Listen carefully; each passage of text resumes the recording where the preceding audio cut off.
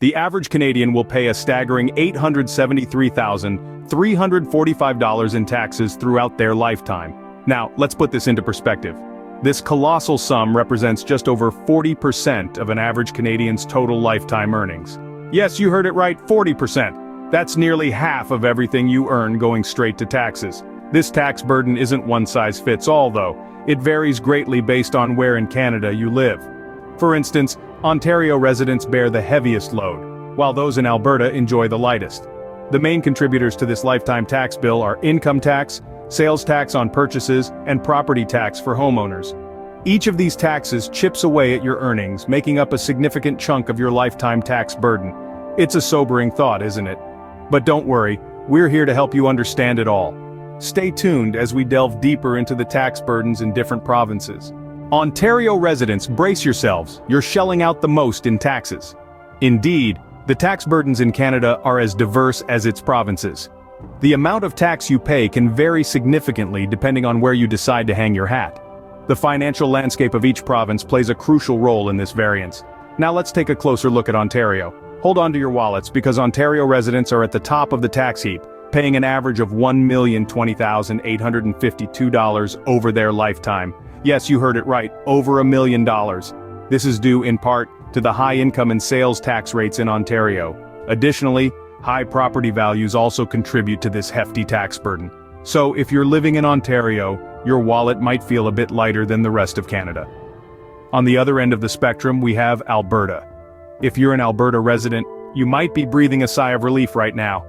Albertans pay the least amount of taxes in Canada, with an average lifetime tax bill of $713,027.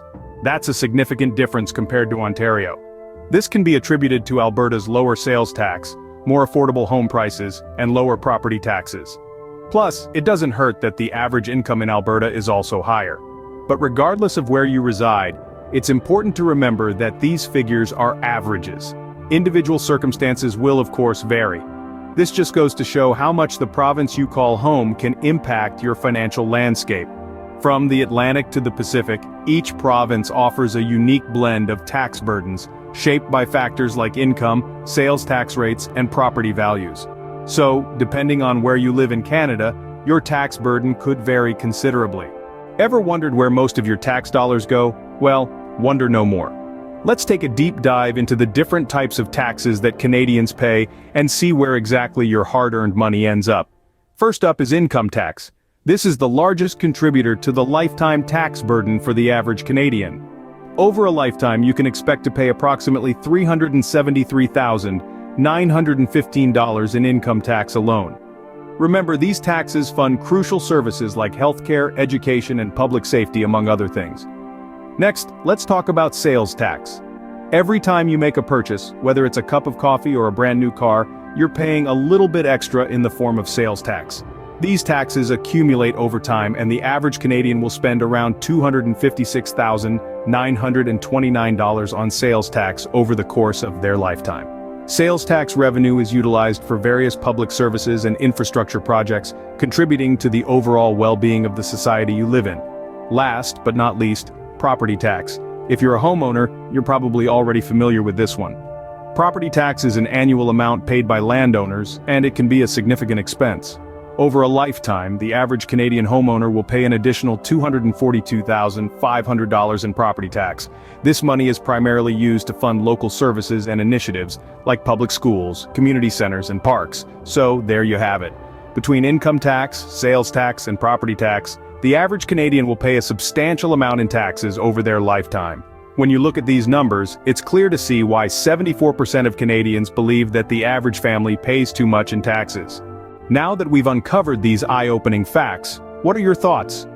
The average person in Canada is expected to pay over $873,000 in taxes throughout their lifetime.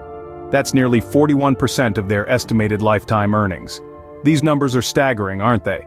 But consider this. These figures aren't just numbers on a page. They represent the hard work of every individual. They are the sum of countless hours spent at jobs, the result of dedication and perseverance.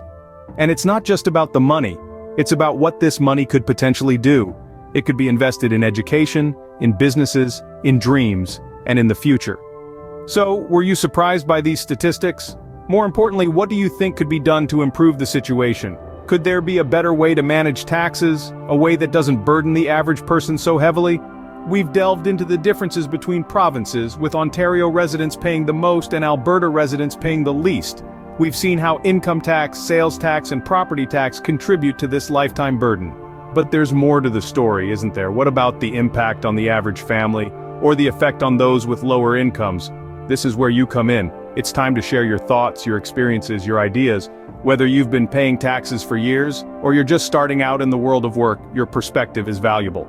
What changes would you like to see in the tax system? How do you think these funds could be better utilized? Perhaps you have ideas about reducing the tax burden or improving transparency in how tax dollars are spent. This conversation is not just about sharing opinions, it's about sparking change, about making a difference. Your voice has the power to influence, to inspire, and to instigate change. Remember, your voice matters. Share your thoughts in the comments below, and let's get the conversation started.